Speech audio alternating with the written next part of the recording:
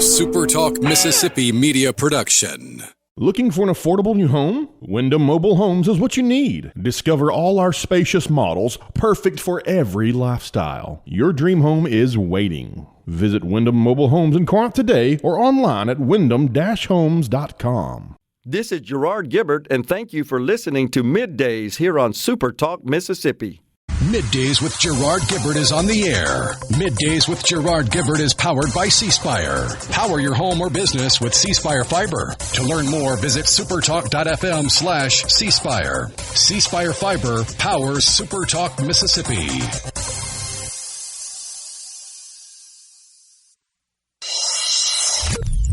Get ready to go beyond the headlines and join a meaningful conversation with people from around the state.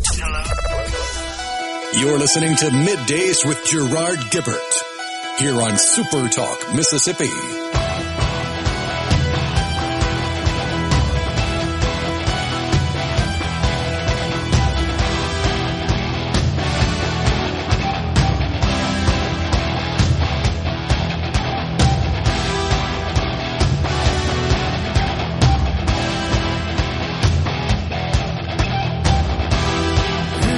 Good morning, everyone, and welcome to MidDays, SuperTalk Mississippi.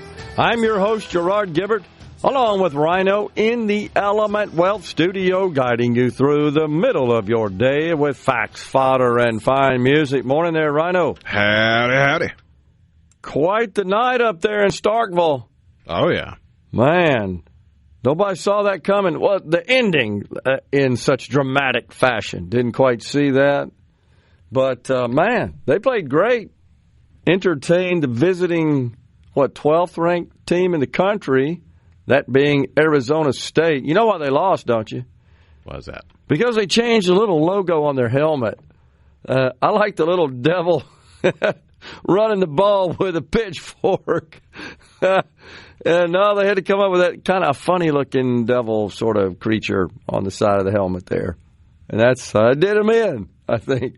No, the Bulldogs played great. Congratulations to the Mississippi State Nation. The Rebels went up, took care of business in Kentucky. Is that not annoying, the way that announcer pronounces that? Kentucky. It's just like that's all you can hear. And I know that's part of the purpose, right? Is to annoy everybody. It seems. Oh, man, it's a trademark of certain public address announcers.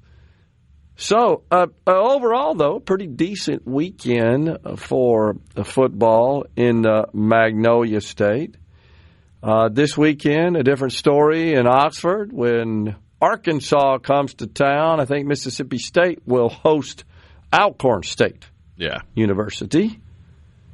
So, but signature win for Jeff Lebby, as they say. Pretty good stuff. On the diamond, down there in Miami. Oh, geez, isn't this something? Little did this lady know she would be a household name today, right? It's amazing how much video was captured of this incident. That would be in the left field stands there at Marlins Stadium. Now you kind of see my point about why there's not so much drinking, especially binge drinking, because you don't want to wind up being the butt of the joke. Well, this Karen here is. I don't even know if she has the excuse of being overserved. I think she's just ate up with it. I think you're right. What really caused me to LOL, as they say, you've probably seen it.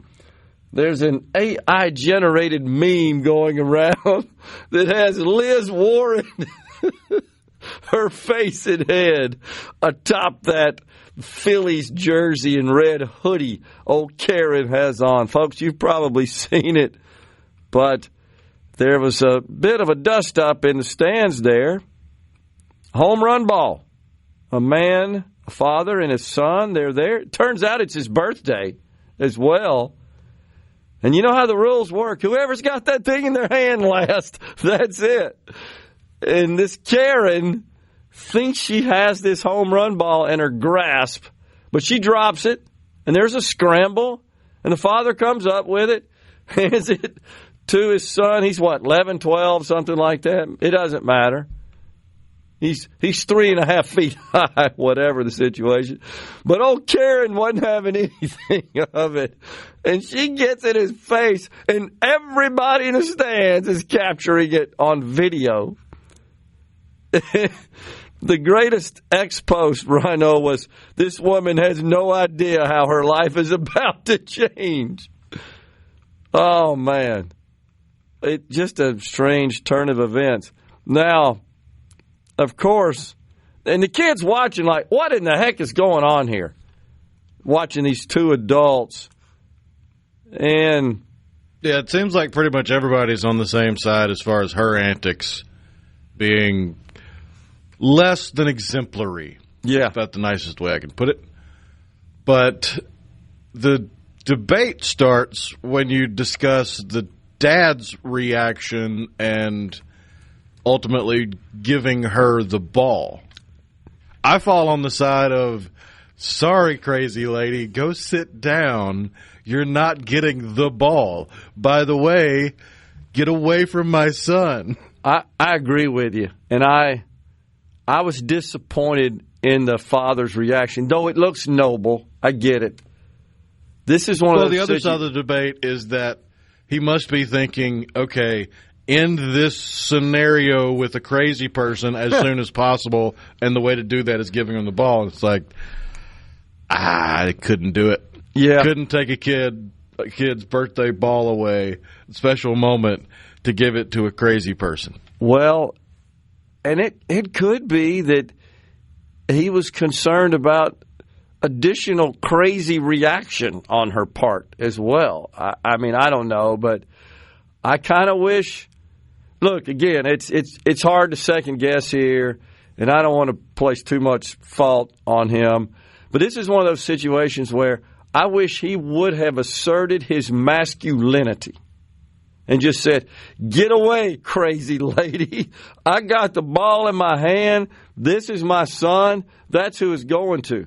And on the other hand, what kind of tool are you when you're a crazy Karen like this and you're making such a scene in front of a child on his birthday over a home run ball? Well, in fairness, she had no way of knowing it was his birthday. I know. I get it. But nonetheless, he's 10. You're 50-something. Get freaking over it. Good gosh.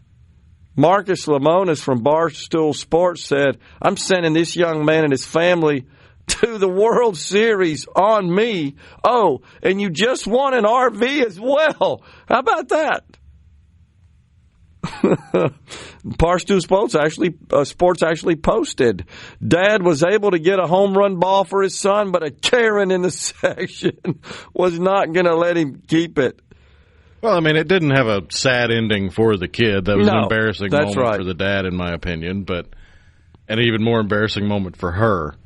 But the kid got a big swag bag that the team pretty much immediately brought out when they saw what was happening.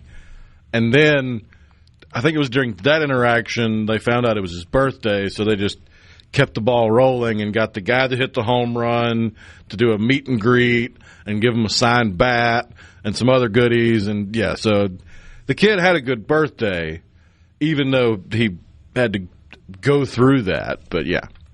Well, he also got a signed bat from Philly star Harrison Bader as well. Yeah, that's what I just said. Yeah. So I'm sorry, somebody was texting me. I apologize for that. From a U.S. Senator's office. And I'm sure he'll get showered with lots of other stuff as well, right? Don't you think? I mean, that we may not even know about at this point. But what's up when, both of them are pointing, Karen and the dad? What are they pointing at there? What? Is she trying? That's from the video of the people around him started giving him a hard time, and she wasn't liking it. And then the whole section started booing, and then it seemed like the upper deck started booing. And I haven't seen the video of this, but there was a claim put out there that they got booed out of the stadium. And she's like in his face. I mean, somebody's at close range recording the video. She's got her head tilted in that sanctimonious fashion. And you'll have to admit, she does kind of favor Liz Warren a little bit with the hairdo and the glasses. And she's like pointing like, well, I had this. You didn't have it. I'm like, well, dude, I got it. Hey, Toots, that's what I want to call her here. I got it in my hand. And the poor son, the look of stress on his face while this lady's and her dad's, in his dad's face is unbelievable. You ought to be ashamed of yourself, woman. Unbelievable. Incredible. This is this, she may be part of this generation you talk about that's maybe my generation, the crazy hippie baby boomers. Maybe so. She kind of looks like she could be part of that, right? Yeah, they're neck and neck with millennials for the most entitled generation of human history. I hope that means present company excluded, of course. Well, yeah, I mean, I'm technically a millennial. Well, forever I thought I was Gen X. I was the last of the dying of Gen X, but no, I'm a millennial, an elder millennial. Oh, my gosh. This is just an amazing story. But with a happy ending, I feel sorry for you there, Karen. You're pathetic, honestly. We're coming right back. We've got Dan Rollins, Chairman and CEO of Cadence Bank at 11:05. Callaway's is everything that's growing green. That's what Callaway's is. Callaway's Patio Furniture Summer Sale starts now. This is what you've been waiting for. New markdowns throughout the store, just in time for your summer family fun. With the South's largest in-stock selection, you can enjoy your new patio furniture today. Callaway's has a large selection of ornamental and colored plants with special markdowns throughout the store. Stop by Callaway's Farmers Market full of fresh fruits, vegetables, jellies, jams, and local honey and the best tomatoes in town. This is Anna Callaway. Since 1954, Callaway's has been family-owned and operated. Callaway's has everything you need to make your yard and garden beautiful, from trees, shrubs, and color plants to bulk soils for delivery and pickup. Be sure to stop by and visit Callaway's Summer Patio Furniture Sale and additional markdowns throughout the store. Callaway's in Gluckstadt on Calhoun Station Parkway, south of Germantown High. Callaway's is everything for home and garden. That's what Callaway's is. At Fillmore Buick GMC, we strive to make buying your next vehicle easy and take care of you long after you drive off the lot. That means upfront and honest pricing, doing everything we can to make the time you spend in the dealership as short or as long as you need. It means we understand that purchasing a vehicle is more than just a transaction for you. We want you to enjoy the experience as much as we appreciate your business. Find your next Buick, GMC, or pre-owned vehicle at FillmoreBuickGMC.com. Fillmore Buick GMC. You drive everything we do. And Winkle Guide to the dentist. What? And what's worse than a trip to the dentist? Your wife's paint project that you've put off. Let Seabrook Paint in Jackson and Ridgeland find that Benjamin Moore Paint and a contractor that will get you back doing the important things in life, like grilling and watching sports. Seabrook, Benjamin Moore Paint, and a happy wife, happy life. Seabrook Paint in Jackson on Monument and in Ridgeland on West Jackson. First down.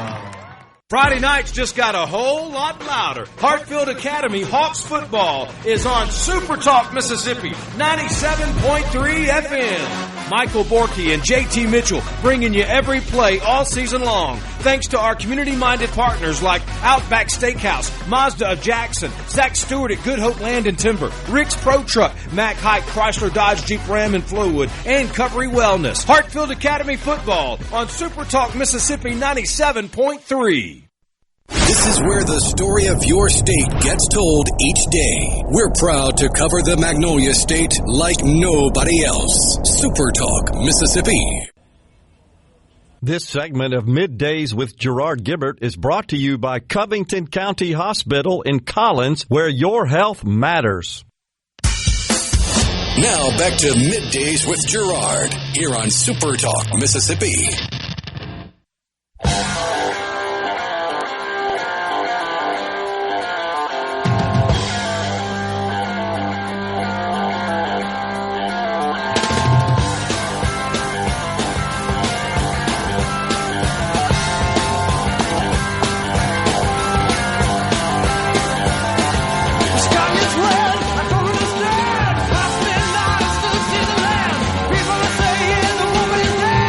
Welcome back, everyone. It's Middays from the Element Wealth Studio. Thanks so much for joining us. So, lots of excitement in the air with the temperatures getting a little brisk. I think they're going to return to the 90s, but makes you feel like it's football and fair weather, right? Because the Mississippi State Fair coming up early October this year.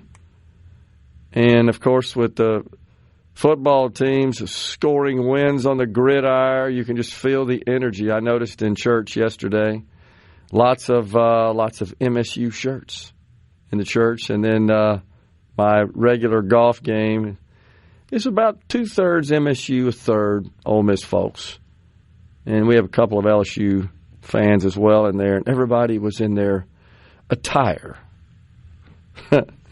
But big win, and Caleb Sailors just walked in the studio. He was there, I believe, and had photos of the swarming of the fans onto the field post-game. That looked like the staff that was taking the goalpost off the field to preserve them, I believe. That's become kind of a regular deal. They intentionally took the goalpost down, and they were back up like 30, 45 minutes later. Okay. So... they didn't get chopped up and kept/sold for souvenirs. Well, I think that the programs have kind of learned their lesson on that, wouldn't you say? I mean, some argue it's a huge liability. Some argue it's a tradition, so why get in the way of a tradition? I think if the win is a sufficiently exciting and historical win, then the goalpost will be leaving the stadium, whether the powers that be like for them to stay within the confines of the stadium or not. Well, I think it was when Ole Miss beat Alabama. You remember that big game on the interception in the end zone? I think those goalposts ended up on the square, as I recall. They like bees marched them down to the square. So thinking about this Karen situation at this Phillies-Marlins game, which, of course, had a positive ending, and like the person on Twitter said, and as we are discussing it this morning, little did this lady know she would be famous. What did she think? Everybody's got a camera in their pocket, as you have indicated. That is why the consumption of alcoholism is perhaps declined, because you will be filmed and it will be published on the internet for all to see. Okay, so... And I'm not saying every embarrassing moment goes viral. There are plenty of people that have their stuff posted, and it only goes viral within a friend group or within a small community or within a little network of connections on the interwebs. But it doesn't go viral, and people aren't talking about it across the country or around the world. But still, that going viral for a friend group can be embarrassing. So I'm just convinced that's one contributing factor for why we don't see as many people just getting knocked down, drag out, blackout, drunk anymore in public. Okay, or in lower numbers.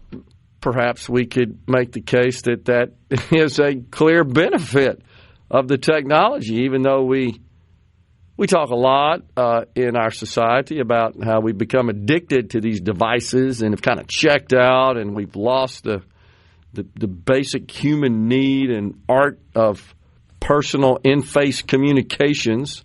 Well, let me tweak my assertion, because my argument is based on young people drinking. Okay.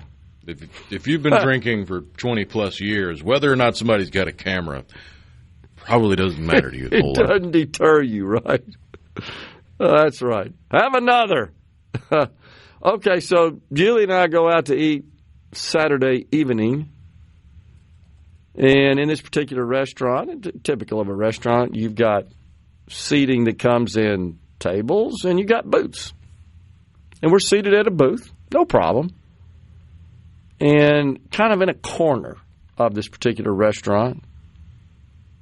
And behind us are three males, I'm going to estimate late 20s, early 30s in age. And, of course, in a booth, all you have is like a seat back, especially if it's a straight-up seat back, one that's not inclined a bit. It's not slanted a bit, which gives you a little more room. But in this case, it's just one piece of 3-inch wood, essentially, serving as the seat back, separating these two booths. So we sit down. Now, the place, it's a little later. The place isn't packed, but it's scattered. Diners, guests. Well, it's not within a minute we begin hearing profanity. F-bomb profanity. Like one of these guys, it's every other word. And it's not done like at a low volume level, at a more high volume level. I did turn around initially to see that they were enjoying some colorful alcohol. And it just ensued. And it seemed to get a little louder. And it was all three of them. And I turned around a couple of times and tried to get their eye and gave hard looks, but they weren't having anything of it. Is this just our society today? If so, I think it's pathetic. I think it's sad. And maybe you call me old-fashioned and thinking that that's just not cool. It's not appropriate. And here's what came to mind with one of these individuals that was most emphatic. I'm telling you, the word was used as an adjective for every noun in every sentence. You know exactly what I'm talking about here. So, well, in fairness, it is a diverse word. It's true. It can be used in a multitude of ways. I got this impression just listening to the subject matter here, and it appeared, again, you can't help but hear it. There's 4 inches between you, right? His mouth is 2 feet away from my ears. And they were talking about work, their work environment. And it just kept on and on and on and on. And I thought, should I say something? That would probably aggravate the situation. I don't know, but it was just Julie not. Now, had it been, and no disrespect to my wife whatsoever, had it been my kids, young kids, or young kids had been in the vicinity, I'd have definitely had to go to management. But in this case, Julie and I just decided, okay, let's don't make a deal out of it. Let's just eat and get the heck out of here. And we did, but this one individual sounded like he was trying to, I don't know, project his masculinity or sound tough or something like that. But I got news for him. You sounded like you lack communication skills because you can't come up with any other word. You have a very limited vocabulary. And you just sound foolish. I don't know if that was your intent or not. It was just speculation on my part. I could be wrong. That just ain't right, though. I don't want to see society get to the point where we don't observe some degree of decorum. And you know this as well. It used to be a time when females wouldn't say that in front of males. They may say it privately in front of other females, perhaps more than males do. I don't know. I've not been privy to those conversations. But that's something else that kind of bugs me. I don't find it to be attractive. I don't find it to be feminine or ladylike. I find it to be almost detractive. But I just had to pass that on. It's just and I'm no prude. I'm not sanctimonious by any stretch. That wasn't it. I just said, the locker room, yeah. The huddle, yeah. I get it. The dugout where nobody can hear it, and I could come up with other cities. My golf buddies and I on the golf course, maybe, sure. We don't make a habit of it. It's not a big... But this was like, you can't get a sentence out without invoking it 2 or 3 times in a sentence. It's not strong. It's not projecting strength. It's projecting weakness, honestly, and lack of communication skills. So I guess I'm just, call me old-fashioned, I guess. And if so, so be it. I don't care. I find it inappropriate. End of story. We got to talk about this Charlotte incident. Man, oh man. And the mayor, what a piece of work this mayor is. This is why you guys are getting killed, Democrats. This is why, I'm telling you. We're coming right back in the Element Wealth studio.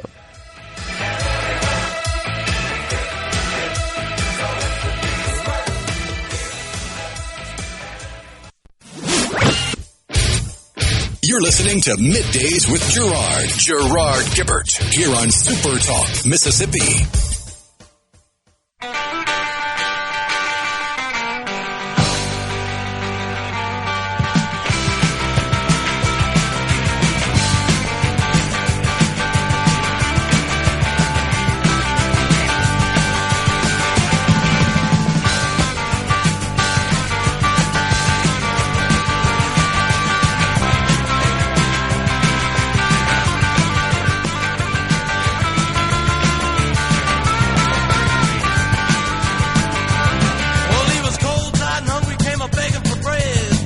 Okay, we're laughing because shout out my friend Jimmy Nichols. he just sent an AI generated photo that has a hunter hoisting the rack of a deer. He's in his camouflage, of course.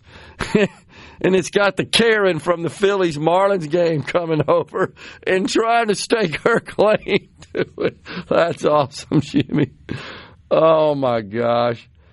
People are really something, no doubt about it. Let's see. On the C Spire text line, yes, you are being sanctimonious and uppity, and maybe they just didn't give a blank, blank, blank. Okay. Rhino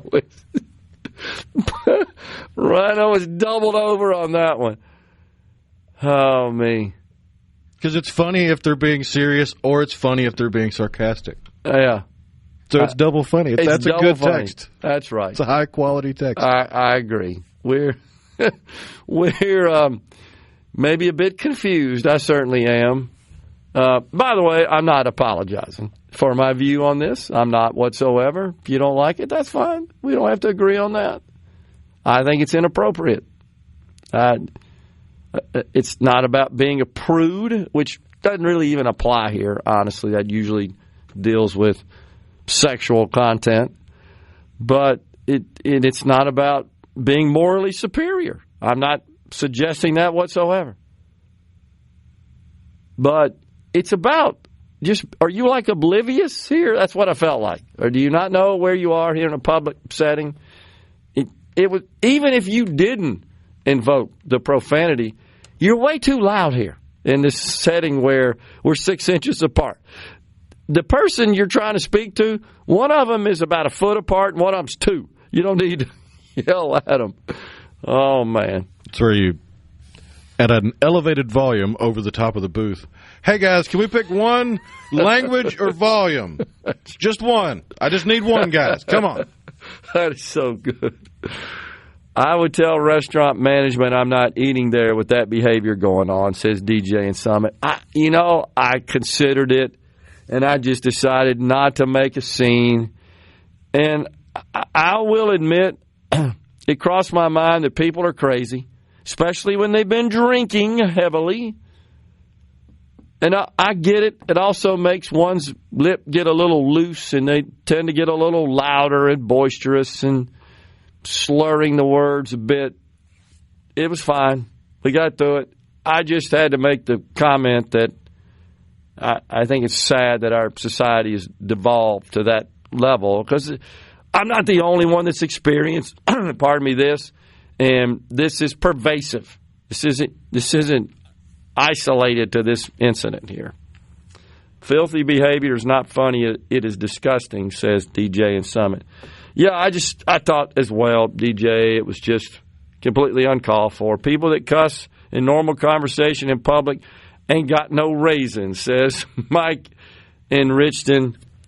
Yeah, I tend to agree that you wonder if they didn't sadly learn it from their parents. I mean, they could be And it just seems like as time has progressed, we have normalized that sort of language more than it was at one point. We've come a long way since George Carlin's The 7 Words You Can't Say on Man, television. have we ever. I got to get to this. The Democrat mayor. You could say on television. Democrat Mayor Vi Lyles, in a response to, man, this is such a terrible situation. This person, this thug, this subhuman who boarded a train and just began to stab and kill Aryana Sarutska. And there's video of it. It's been pixelized somewhat, but you can sure see she's just on the train minding her own business, and this dude with a hoodie on gets up and just proceeds to stab her like a piece of meat with zero regard that this is a human being. It's hard to comprehend. Well, the mayor there, Democrat Mayor Vi Lyles, says, we cannot arrest our way out of these issues. I guess, is she going to be another one that's going to blame it on the cost of housing or something ridiculous like that? Doesn't even mention the victim's name and pays no respect to the victim. That's where we are in this country. The Democrats are staggering in this respect. Constantly, in every situation, it seems, exhibiting deference to the criminal over the victim, especially if the criminal is a minority,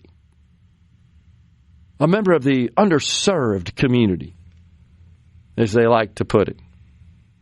That's sickening. Totally. You know, had this been a white perpetrator that had done this to a black victim, my gosh, they'd be going nuts. They'd be calling for the beheading of the perpetrator. But in this case, we can't arrest our way out of the issues. And if I'm not mistaken, none of the mainstream outlets picked this story up, right? Not over the weekend. I think there have been some that have picked it up this morning simply because there's been so much pressure from social media. Wow. So it took pressure, in other words. They couldn't report it as a story that I think should get national attention as the subject of crime is on everybody's mind. That or whoever was in charge of making the decision didn't come into the office until this morning. I guess so. Why do you need that, though? I mean, honestly, you know they're trying to sweep it under the rug big time. Because it's an editorial decision. Right. That's exactly right. Oh, but they're all worried about Trump going after people who commit mortgage fraud. They're all enemies of Trump. He won't go after people that commit it that are his supporters. Just incredible. It's upside down, sickening. Keep doing it there, Democrats. It's why you're getting your butt beat. Unbelievable. Yeah, the AP as of 2 days ago, the AP, PBS, New York Times, NPR, and even Wall Street Journal, no stories on this attack. I think I saw it in the bottom left corner of the CNN splash page. Like it wasn't a headline article, but I think it was mentioned on CNN this morning. Oh, okay. Good for them. You're right. They probably got pressured to do it. Your buddy, Bernie Sanders, what does he say? Bernie Sanders? Give me all your money. There you go. He was front and center at a Zoran Mamdani rally. Last week, folks, we shared with you the news that Elon Musk, the board of Tesla, has put a compensation package in place for the founder and CEO of Tesla, SpaceX, Starlink, other entities as well. a package that could make him the world's first trillionaire. I've thought for some time that the first trillionaire is above ground in this country or in the world. I think it will come from this country. It's virtually impossible to achieve that kind of wealth unless you're a crook and you're linked in and connected in with the Politburo there in the communist countries. Or if you're a familial leader of a Middle Eastern oil-rich country that is technically, personally in charge of the entire country's wealth. Possibly. Yeah, in fact, right. If you count it by that, we've probably got a couple trillionaires. It's just not counted that way. Well, that could be. You're right. But should it be on their balance sheet? Maybe. Right. This would be legitimate. Well, Bernie Sanders at the Mamdani rally, he declares, we are not going to allow Elon Musk to become a trillionaire. I'm telling you, folks, limit one, limit all. You think it stops with that? I know it just drives Bernie Sanders crazy that Musk may hit those targets and in doing so may get compensated in accordance with a legally binding contract executed between private parties. He'll go crazy, Sanders and the Democrats and the left. You start limiting stuff like this, you limit all the way down. It doesn't stop there. It doesn't stop there. That's the warning that I hope people in this country understand and wake up to. Income tax was supposed to just be on the rich. That's true. We got some new polls on the attitude toward capitalism after this. Some things can steal. You're listening to Middays with Gerard here on SuperTalk, Mississippi.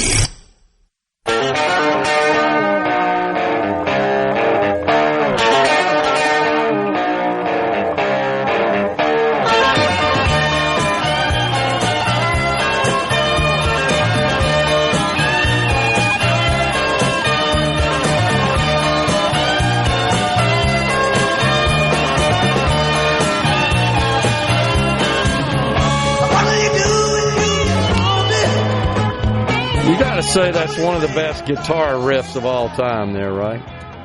Eric Clapton. Definitely one of the more recognizable ones. There's no doubt about that.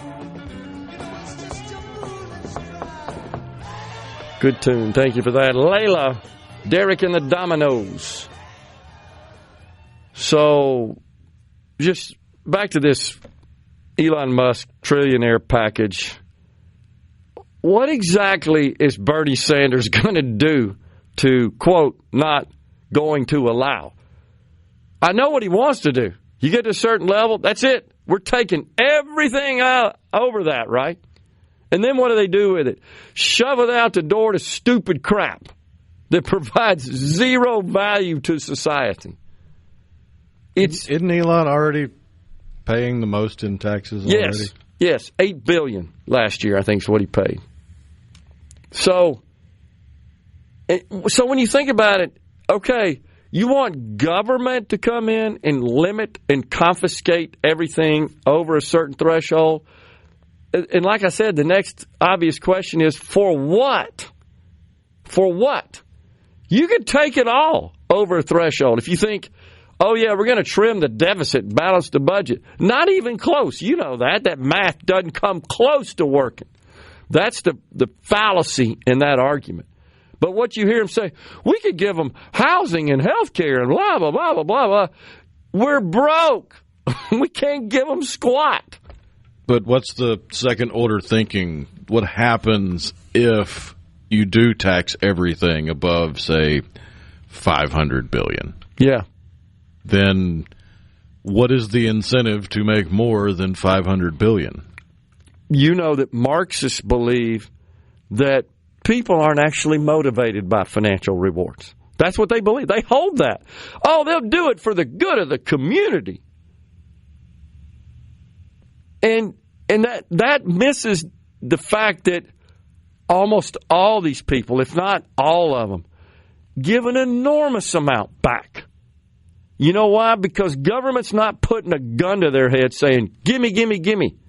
When they do it on their own accord, their own volition, just because they're just good people and feel compelled to share, that's happening big time. How many of these great nonprofit organizations that rely totally on private donations and do fantastic work would not exist if the government confiscated it? Think about everything transitioning to a model where the government takes it and then they redistribute it to these causes. How well has that worked out?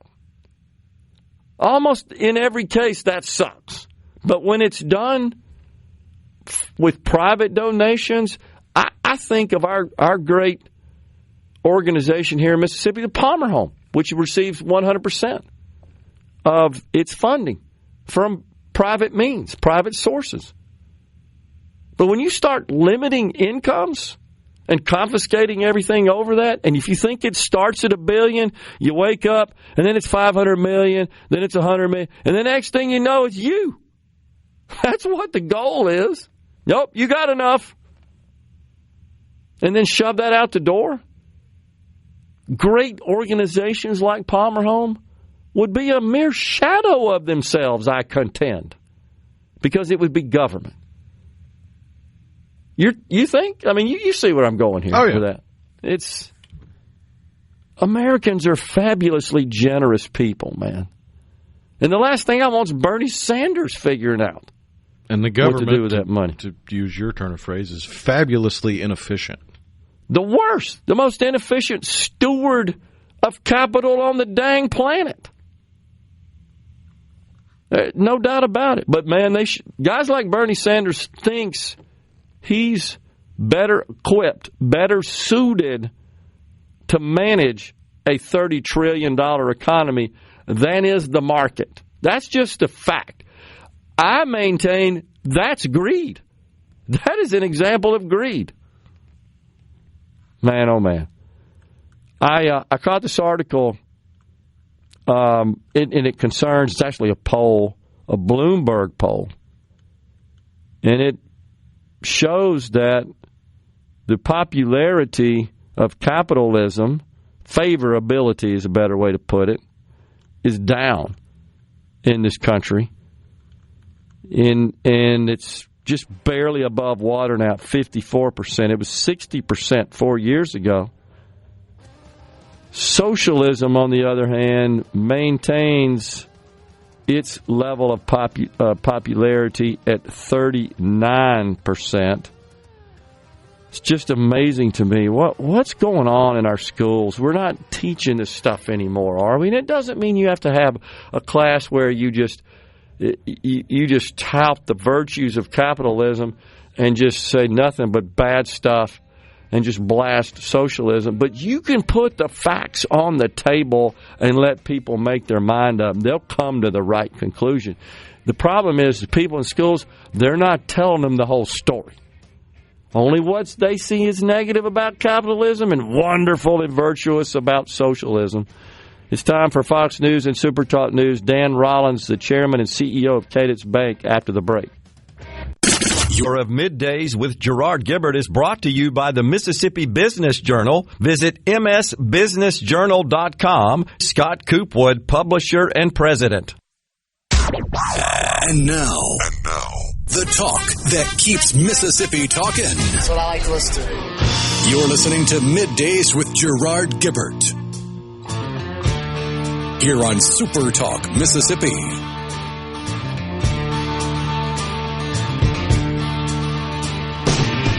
Winter is here again, oh Lord. Haven't been home in a year. Welcome back, everyone. It's hour 2 of Middays. It is Monday. That means it's a short show. Ricky Matthews of Super Talk Outdoors will come your way at 12:05 today. But right now, it's Dan Rollins, chairman and CEO of Cadence Bank. Hey, Dan, good to see you. Great to see you. Appreciate being on your show.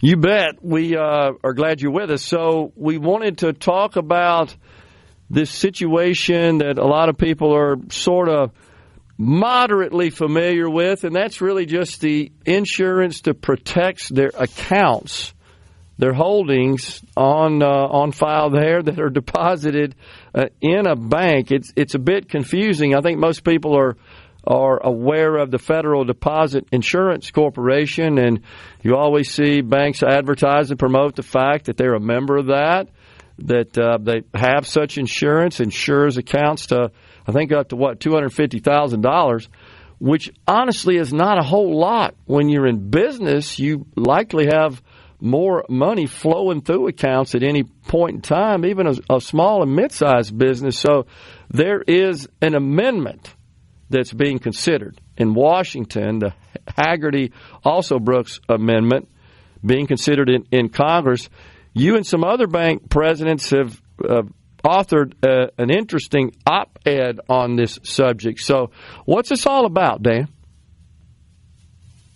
I thought I was here to talk about Mississippi football. I thought there was a lot more fun in Starkville and up in Kentucky this weekend. But if you want to talk about the FDIC, we can do that too. Yeah, we got to do a little business as well to make sure our money is protected. But, yeah, great shout out there. It was a great weekend for Mississippi college football for sure. Yeah, when you look at the FDIC, you're exactly right. It's a $250,000 limit, and many, many small and mid-sized and certainly large businesses have more dollars flowing through their accounts than that on a regular basis. And we saw a little crisis in the banking industry back in 2023 when we had three larger banks that had problems and ultimately failed, and how that reacted. Customers were worried about their money. And so this amendment, it probably will be a standalone bill here this week. There's an actual hearing with the Senate Banking Committee on the 10th. It's been scheduled now. It talks about increasing the coverage on operating accounts, the accounts that people make their payroll out of, moving that limit to $20 million for non-interest-bearing business accounts. And I think that makes a huge difference and actually levels the playing field in the banking industry. So, Dan, I mean, that all sounds great, right? You're increasing the face value of that, essentially that coverage per account.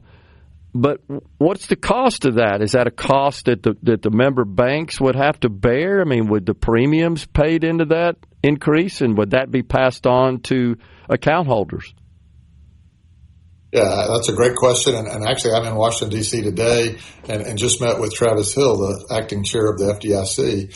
The way the bill is written is it stages that in over 10 years. He actually mentioned this morning that he was not sure that there would be an increase in the deposit insurance cost, at least for the first couple of years as it was staged in. And banks pay for all insurance. So just as a quick reminder, Gerard, no tax dollars have ever gone to support a bank failure. Banks pay the cost of FDIC insurance through an assessment to all banks for FDIC cost, and all losses within the banks have been handled by that deposit insurance fund. So there's no cost to a taxpayer here at all, and it's paid for by the banks. Yeah, I mean, it's just standard insurance in a way, if you will. So you're not only in the banking business insuring the bank's assets and its operations, et cetera, but you're also insuring the assets that essentially are in your trust. Those would be the accounts of exactly your customers. Right.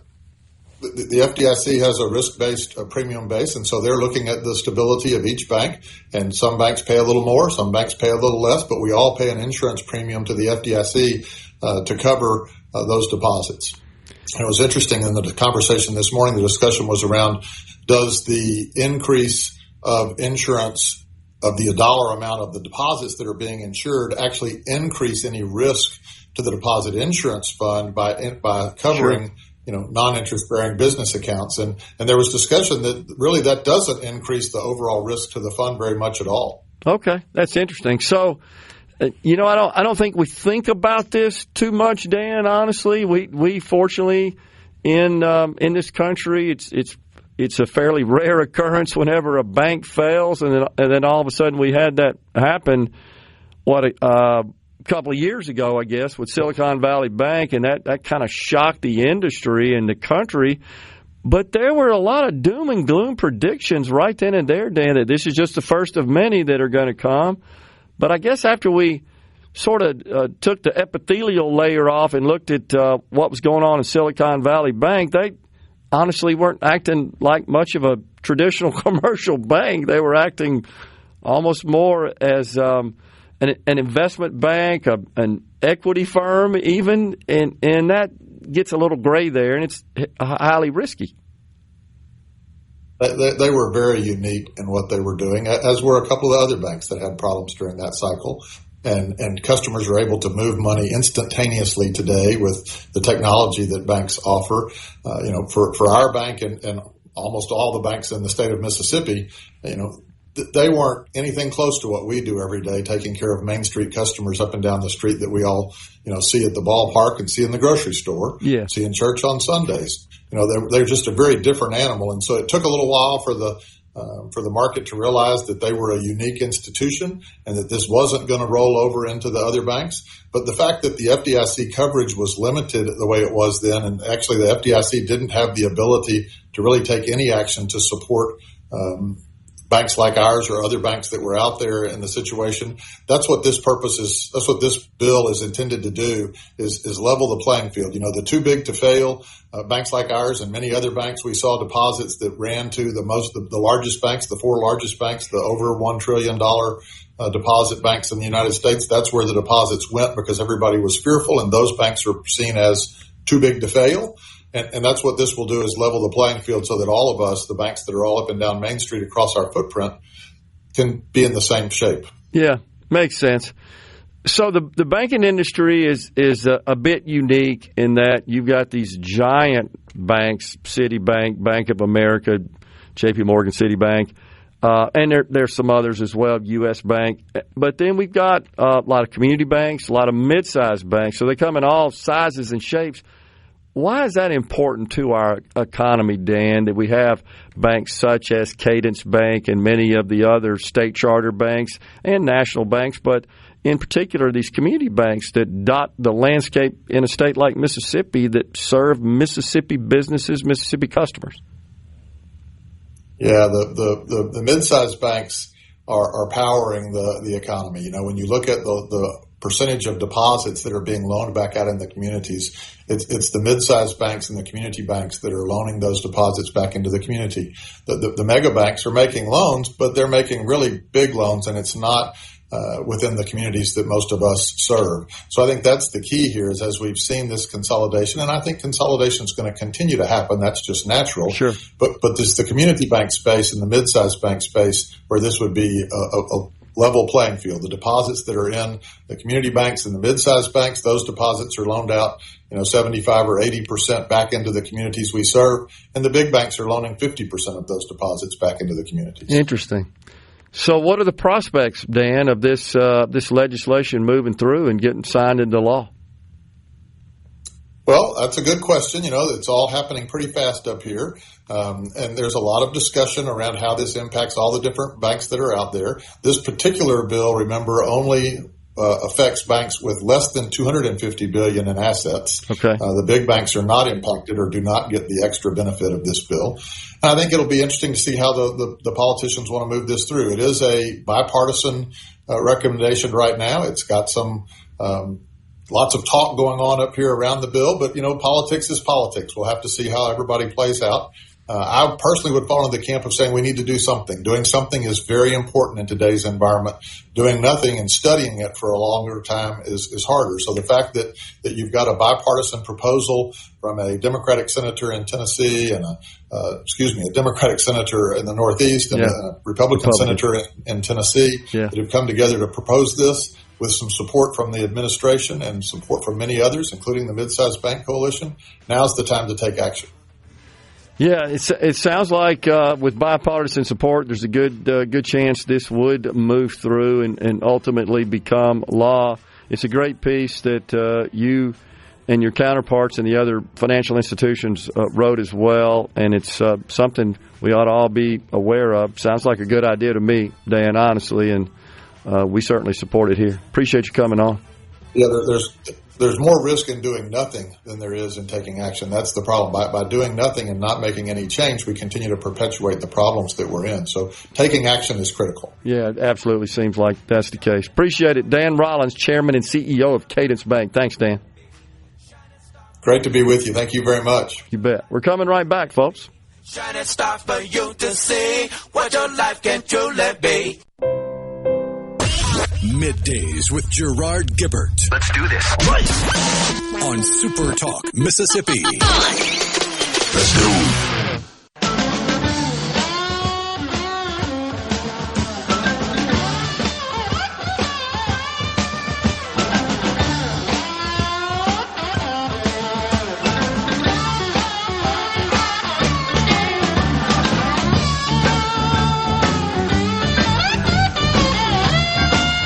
We're back with you in the Element Wealth studio.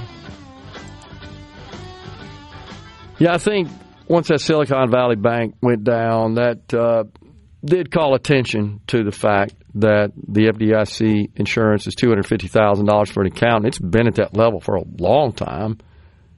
And there are a lot of accounts that at any point in time would have a greater value in them. And so essentially just increasing the premiums there, not the premiums, pardon me, the face value, makes perfect sense in my view. And it's rare in these days that you get any sort of bipartisan agreement. This is a fairly straightforward issue, I think, a no-brainer, as they say. And I suspect likely it will flow through and become law. This is a bit of a busy week on the economic news front. August inflation data is coming out. Also, the iPhone 17, that's going to be introduced as well. NVIDIA, Meta, Microsoft, they're all presenting at a major technology investment conference coming up. When is the Apple announcement? Isn't that tomorrow? Yeah. Yeah, that's what I thought. Yeah. At Apple's all-dropping event. Yeah, so they say. The pre-orders are expected to begin Friday. Okay. With official release in-store to be Friday, September 19th. Okay. Thin version called the Air, along with the other Pro models, expected to be part of the big announcement. And then Goldman Sachs is having a Communicopia plus technology conference. That's coming up on Wednesday, and presenters will include NVIDIA, Meta, and Broadcom. Broadcom stock soared late last week on news that they're going to make a bit of a run at some of NVIDIA's chip market. Broadcom is a fascinating company that is into a lot of things that many of us aren't aware of, but they make stuff that powers a lot of the stuff, if you will, that we do use in networking, in devices as well. So should be a very interesting week. And then it's GameStop, the meme stock. They've also got an announcement. Oracle, this is a company I think you got to keep an eye on. The target for Oracle's stock price, I can't remember which one of the big banks upgraded, but it one of the big names late last week upgraded it substantially. Very optimistic, very bullish on the future of the company. It's Oracle Cloud Infrastructure, OCI. I mean, they've got a 52-week target out that's, what, Rhino, $75, $80 a share above where it is today, I think. Which one was it? It wasn't Goldman Sachs, was it? I don't think so. But it was one of those big names like that. They're an interesting company founded by Larry Ellison. Looks like the most recent upgrade came from BMO Capital Markets, but that was back in June. Yeah, there was one last week. And maybe kind of hard to find, but I heard it on Barron's Roundtable. I always tune into it after Mass on Sundays and get the latest on that. And they were discussing Oracle, all bullish. Their recent Bank of America. That's exactly who it was. Yeah, it was August 5th. And what are they saying as far as the target stock price? They got it on up there, man. I was a little shocked. Price target of $295, up from $220. That's a bunch. That's $75. So their quarterly report is coming this week. They've closed several big deals that they've announced. I mean, billion-dollar cloud deals. They're a name to watch. I'll be honest, I'd like to see them make an investment here in Mississippi. You talk about attract software developers in AI. That is up their sweet spot, man.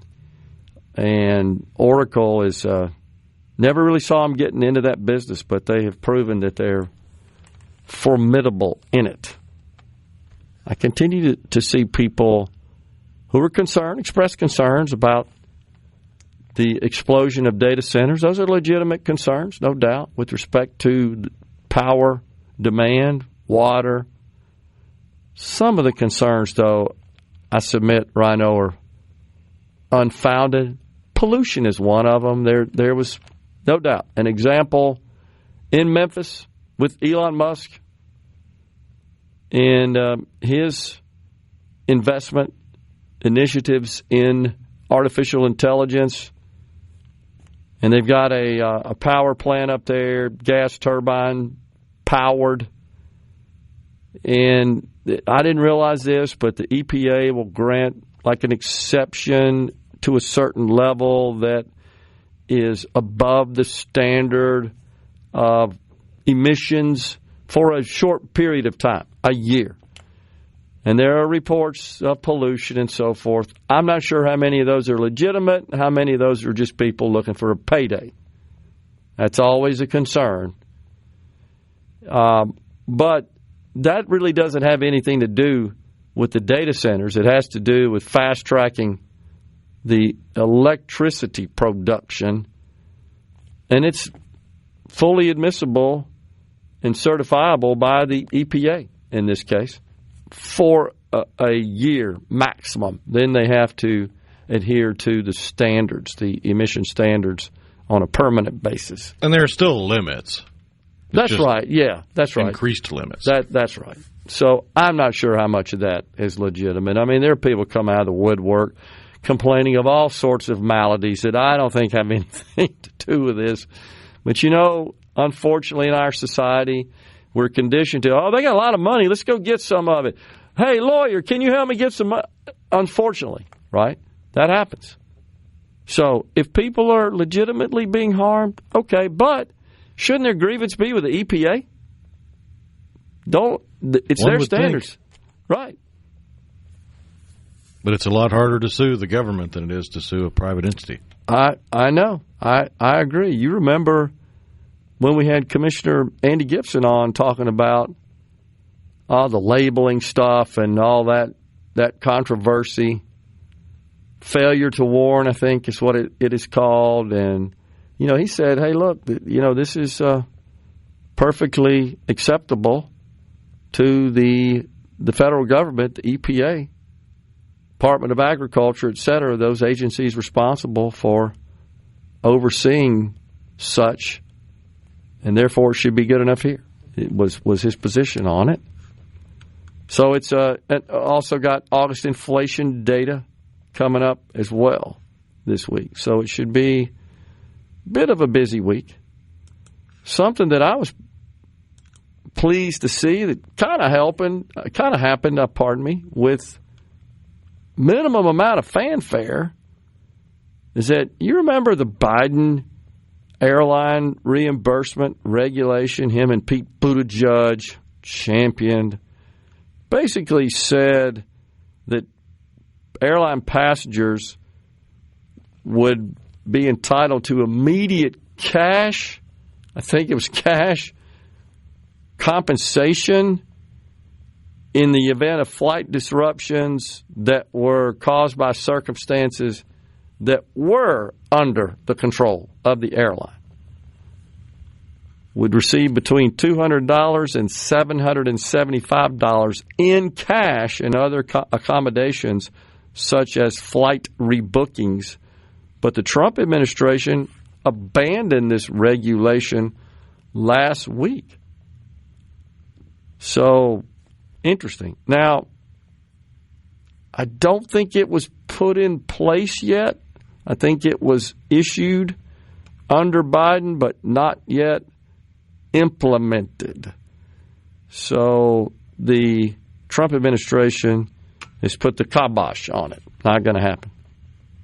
And that was crazy to start with, in my view.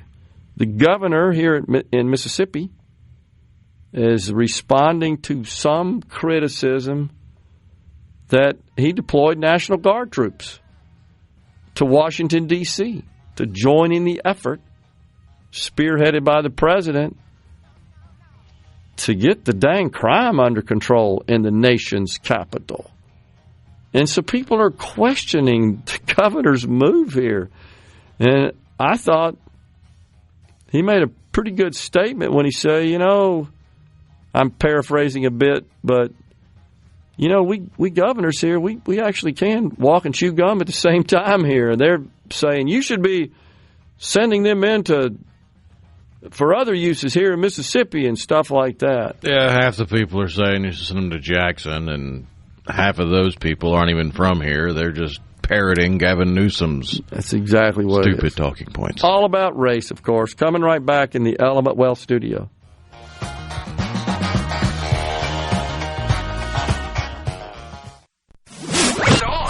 Middays with Gerard Gibert. It is on SuperTalk, Mississippi.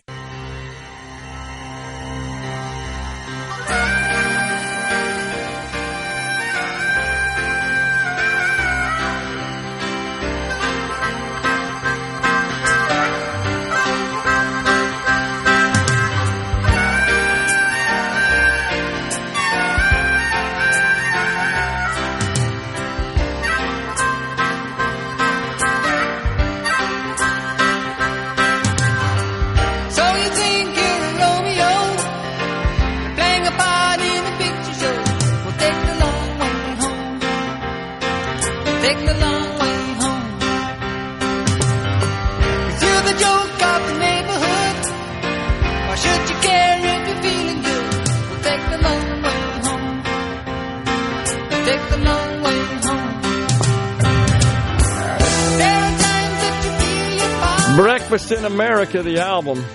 Supertramp co-founder and singer Rick Davies passed away over the weekend, 81 years old. Keyboardist, co-wrote many of the songs. I think he also played the harmonica, right? If I'm not mistaken, yeah. Super talented member of Supertramp. Man, unbelievable. Yeah, he'd spent the last decade or so fighting multiple myeloma, which is a type of blood cancer. Yeah. Man, 81. That's right, 10. I'm looking at it now. 10-year battle with multiple myeloma. He was quite talented and unique sound. I remember when it came out, it's like, wait, this doesn't sound like all the other music, that's been released at this time. But they proved it would be well received by the buying public. One of them had the album Breakfast in America.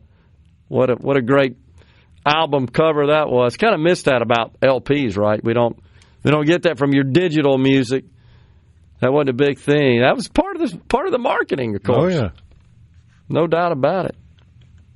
At least it seems like we've gotten away from all right, we're all going to stand around and look in different directions and try to look cool for an album cover. Yeah. There seems to be some creativity coming back to it as an art form. But, yeah, we went through a dark period where album covers were just very formulaic. Yeah, I think that's right. And speaking of his cancer diagnosis, I was reminded of... This may sound morbid to say it this way. My favorite attitude towards cancer. Okay. And it involves a YouTuber. I think he did Minecraft, but I watched a documentary on his life, and fascinating dude. But he, when it came out that he was fighting cancer, and it looked like his life was nearing an end, someone asked him, because he was very open about it, someone asked him, what does it really feel like emotionally to be on the losing end of this fight with cancer? Because nobody really seems to want to talk about that. Right. And his response was, the way I see it, I can't lose the fight with cancer. I may not win the fight with cancer, but when I die, I'm taking it with me. So at best, it's a draw. Interesting. Love that attitude and perspective. That's excellent. Man. Wow. 10 years is kind of a long time to endure and persist, right, with that particular disease. Usually it takes you down a little quicker than that. Thinking about famous album covers, and there are many of them, especially from the 60s. But the Sgt. Pepper's Lonely Hearts Club Band, of course, was iconic. With supposedly, of course, what the Beatles' official statement was. These were all our friends through the years. Remember that were featured on there, little headshots of them. Sticky Fingers, Rolling Stones, was a great album cover. And there are numerous others. We could spend shows talking about that. Perez could probably rattle off 100 of them for us, couldn't he? Nobody knows more about that stuff that I know in the state than that guy does, man. On the C Spire text line, if the roles were reversed and the man had gone up to her and grabbed her by the arm, he'd be charged with assault. Talking about the Karen incident at the Phillies-Marlins game. Probably true. And by the way, while I was talking, it just came up on the screen. Another story about it. So you are forever etched, seared in our brains there, lady, for your craziness. I mean, it'll be a footnote in the history of memes. I don't know that I would go so far as to say forever etched. No, I agree. But it's etched in our memories as much as. Do you remember the llamas that got loose and were all the rage that one day? Yeah. Just a tiny footnote of internet lore. Yeah, one way. So, also on the C Spire text line, Neil from McGee, where we're talking about this incident on the train in Charlotte, reminds that she got killed August 22nd, 3 years ago. It was a brutal stabbing, horrific, inhuman event. 3 weeks ago. 3 weeks ago. Pardon me. So, and it just kind of went largely unnoticed. But it's another situation where everybody's got a camera. Now, this could have been the official video. Yeah, this was security footage that made its way onto social media, and then people on social media started noticing, wait, nobody's talked about this. This is egregious. Yes, agree. So that's where we are. So, it kind of reminds me of what you and I were talking about Friday with this technology company, video technology, crime-fighting technology company, Flock, with the AI-powered cameras, 80,000 of them installed across these United States. Now they've introduced insect-sized drones, is what they call them, that can also be used in crime fighting. It's going to drive the birds aren't real people crazy. Man, isn't it ever? That's a good point. Mike in Richmond says, Gerard, I remember you saying that the world's first trillionaire is alive right now, and it may be sooner than we think with Elon. Yeah, I would often say, Mike, and I make that statement, assertion when I do public speaking, and I'll often say, I think they're breathing. Might be in a stroller somewhere is usually the kind of the qualification I add to it, meaning it's a young person. It's going to take a while to get to there. But I think what this indicates, Mike, and Rhino, I think you'd agree, this artificial intelligence stuff, and I get it, there's some drawbacks people are rightfully concerned about, I being one of them, but it is a new renaissance in many ways. And a lot of people are going to get stinking rich off of it. That's just a fact. Not only do I think Musk has a great shot at becoming a trillionaire, I think we'll see 3 or 4 others within the next 5 to 7 years. I've kind of advanced my time frame, if you will, because when I first started saying that, it really was just a statement about income inequality and how wealthy folks, I believe, the reason they've gotten wealthy is because they leverage all the tools. They have this special, unique, God-given talent, and it is a God-given talent. And I do believe God expects us to fully utilize our talents to serve society. And when you do that, and people are willing to part with their assets for whatever it is you're selling, they're financially rewarded. I think it's a beautiful system. Not only that, it's the best. Is it perfect? No, that don't exist. Quit seeking perfection in that respect. What's perfect is a free market where consumers and sellers make those decisions on their own accord without government interference. That's as perfect as it gets. The only fair arbiter of wealth occurs in that situation. But I think this explosion of AI and the prospects for what it can do to change every corner of life in a positive way is going to mint multiple trillionaires in a short period of time.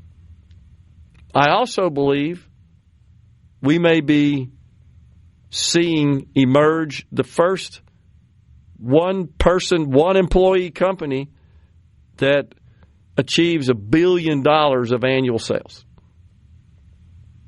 Again, it's the tools that are all readily available. That's why all this crap that comes from the left, that the American dream is dead and there's just no opportunity and the system is rigged. No, I think you mark my word, within the next 5 to 7 years, somebody's going to come up with something using all these tools at their disposal. And they're going to generate $1 billion a year of revenue, one person, one company. I don't know what kind of profit that'll produce. I can't predict that. But the tools exist, and they're getting better and more powerful. Well, I mean, just look at the signing bonus for the AI engineer. That was $1 billion, right? Well, that was what, 300-something million was the initial. Yeah, and then they negotiated back and forth. Yeah. So, I mean, you could imagine if you have some sort of AI superstar that's just wired the right way to think like the machine or whatever, and also be able to interact with humans, then that one person could be a one-person consultant and easily make $1 billion. No doubt about it. I agree. On the C Spire text line, Scott in Clinton says, does the house band have a harmonica player? We do not, but I got to tell you guys, I played down on the coast, you remember, in that event with Billy Hughes, the former mayor of Gulfport, the organizer. He's one heck of a harmonica player. And he played Keep On Smiling by Wet Willie, Rhino. And I'm telling you, he just pulled it off perfectly. We're coming right back with the final segment. Poly up of Mississippi. Are we going to do this? Middays with Gerard Gibert. Keep rolling. 3, 2, 1. On SuperTalk, Mississippi.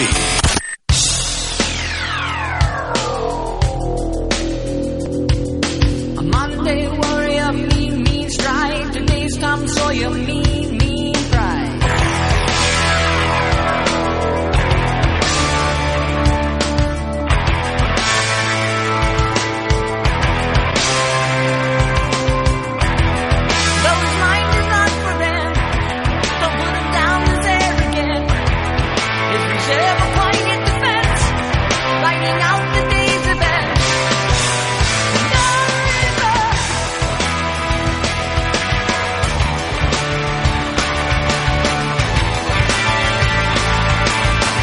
Welcome back, everyone. It is Middays from the Element Wealth Studio. Rhino was just doing the research on Layla. That's interesting. Gene in Mendenhall says best riff because it's Dwayne Allman. But you did a little research on that. Tell us about that. Dwayne apparently composed it. Yeah, Dwayne Allman composed the signature riff of Layla, and then he and Eric Clapton worked together to blend lead electric guitar, rhythm guitar, and slide guitar, which Dwayne Allman was on slide guitar, for the sound of the riff. Incredible. That's unbelievable how they were able to blend all that together and make that final product. Yeah, quote, each player used one input of the same 2-input Fender Champ amplifier. Unbelievable. Man, it's just creative to come up with that. It's a heck of a lot of talent pumped through one amp. That sure is. On the C Spire text line, the left doesn't want anyone to have an income. They want privilege to determine who gets to have private planes, fly first class, vacation homes, big houses. The rest of us get public transportation and apartments. Yep. Let them eat cake, as the saying goes, right? Let's see here. Thomas in Greenwood says, where's the iPhone 17 made? I don't know. I suspect they're still manufacturing abroad. I don't think they've moved back full manufacturing Apple. They've announced some manufacturing returning to this country. Could be in India as well. They make some stuff over there. Let's see. Philip in Walthall County says, the next obvious question is, why work past this threshold? Absolutely. Totally true. That's when you start limiting. Yeah. I mean, aren't there stories, Rhino, about the days of the old Soviet Union when they were concerned that under government control farming, the yields really weren't up to par, and they gave them a bit of their own private land. And of course, because they got to keep that, maybe even sell it, make a little money, considerably better when it wasn't for the community. There was a profit. And that was after they figured out that you can't just take people that have never farmed and put them on a farm and expect them to farm. That is absolutely true. And China, same way. And, Japan went through a period of that where, okay, you're going to do this, right? You would be handpicked for that. And they throw you in a room. Okay, go create. That's not how creativity works, which is why I'll make this point. Where does all software in the world come from? This country. You can't find software that's created elsewhere because they try to do it in such a dogmatic, structured, choreographed fashion. That's not how anything that humans create occurs. Let me go get in the room back here and create something. These ideas come to you randomly, anytime, day and night. The old saying about, it came to me while I was sleeping or in the shower, and I went out and wrote it down. I've experienced that. I think most humans have. That's why it seems like the quality of movies and TV have declined.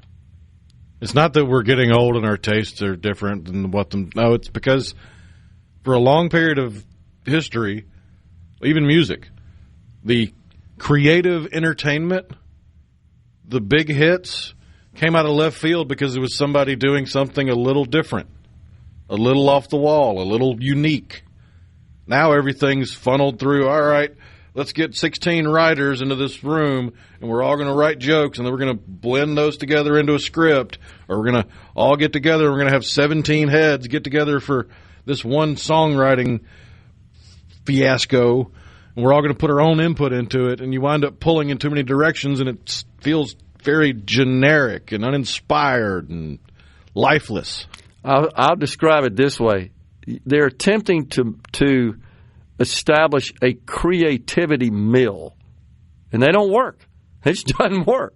That's not the way human creativity there are some minds works. that are better suited to getting actionable effort out of that. But those are few and far between. Yeah, that's a rare exception. Like Larry David, the guy that came up with Seinfeld and then Curb Your Enthusiasm, he thrives in that kind of environment, but there's one of him. That's very unusual, though. I mean, that's super unique. Ricky in Aberdeen says, on our way to hear Eric Clapton sing Layla in Nashville tonight. Fantastic, Ricky. Enjoy that, man. Have fun. Thank God for middays, says John from Hardeman County, Tennessee. I learn a lot listening to y'all. I am entertained while I learn. Thank you, Gerard and Rhino. Appreciate that, your kind words there, John. Tom Snyder had a grandson of Oscar Mayer on his show years ago. His belief was 100,000 was all anyone needed. Oh, geez. Folks, we're out of here today. Back with you again tomorrow. Until then, stay safe and God bless. A SuperTalk Mississippi media production.